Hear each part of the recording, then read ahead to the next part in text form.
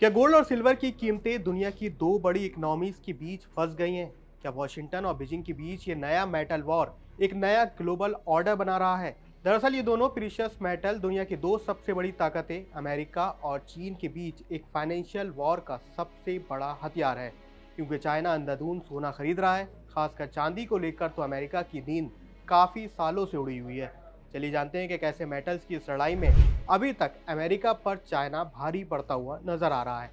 सबसे पहले चांदी से शुरुआत करते हैं, क्योंकि चांदी आधुनिक तकनीक की रीढ़ है। सोलर पैनल हो, ईवी हो, 5G तकनीक हो, सभी में चांदी चाहिए।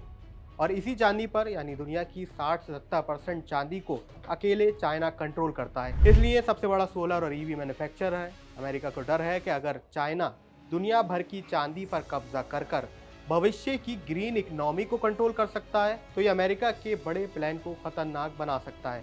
दूसरी तरफ अमेरिका है। अमेरिका को अपने सोलर पैनल्स, इलेक्ट्रिक व्हीकल्स और घातक मिसाइल्स के लिए भी चांदी की जरूरत होगी। बिना चांदी के अमेरिका का ग्रीन ट्रांजिशन बेहद ठप पड़ सकता है। इसके जवाब में अमेरिका ने भी बड़ा फैसला उठाया है। अमेरिका की ओर से लॉन्च किया गया है प्रोजेक्ट वॉल्ट, एक $12 अरब की योजना, जिसमें वो अपने खुद का रिजर्व तैयार करेगी और रिफाइनरी नेटवर्क को भी खड़ा किया जाएगा। ऐसे में इस मेटल वॉर ने बाजार को दो हिस्सों में भी बांट दिया है, यानी चांदी की कीमतें भी अब दुनिया के दो बड़े शहरों से तय हो रही हैं।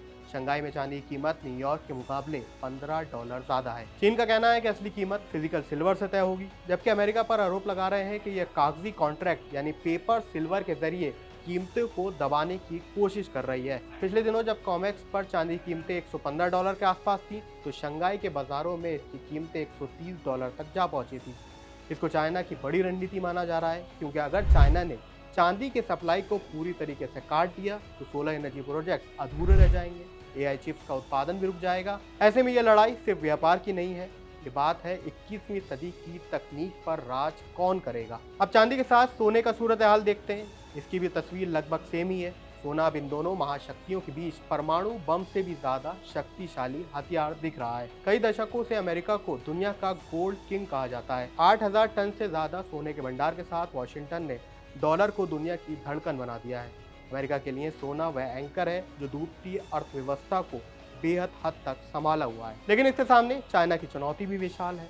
चाइना तेजी से अपने अमेरिकी डॉलर बेच रहा है और उसकी जगह पूरी दुनिया से सोना बटोर रहा है। ये चाइना की गोल्ड शील्ड रणनीति का हिस्सा है। ये एक ऐसी दुनिया बनाना चाहता है जहां पर बीजिंग का सोना वॉशिंगटन के कागजी डॉलर को मात दे सके। पीपल्स रिपब्लिक ऑफ चाइना पिछले 15 महीनों से लगातार सोना खरीद रहा है, जिसके बाद इसका ऑफिशियल गोल्ड रिजर्व अब 2300 टन से ज्यादा पहुंच चुका है। चाइना जितना सोना खरीदता है, सोने की कीमतें उतनी ही ज्यादा उछलती हैं। अमेरिका ब्याज दरें बढ़ाकर डॉलर को बचाने की कोशिश कर रहा है, तो चीन अपनी तिजोरियों में और सोना भर रहा है। ये एक मेटल वॉर है जहां हर देश अपनी करेंसी को सोने से सुरक्षित रखने की होड़ में है। ऐसे में सवाल है कि सोने की कीमतें क्या है। सवाल ये है कि इस जंग के बाद दुनिया की तिजोरी की चाबी किसके हाथ में होगी? क्या वॉशिंगटन के हाथ में होगी या बीजिंग इस लड़ाई का सरदार बनेगा? ऐसे में इतिहास गवाह है कि सोना जिसका होगा, नियम भी उसी के होंगे और तकनीक की लड़ाई में वही देश आगे जा सकेगा। गोल्ड और सिल्वर की जंग में इन दोनों देशों की रणनीति पर आप क्या सोचते हैं? हमें कमेंट सेक्शन में जरूर लिखें।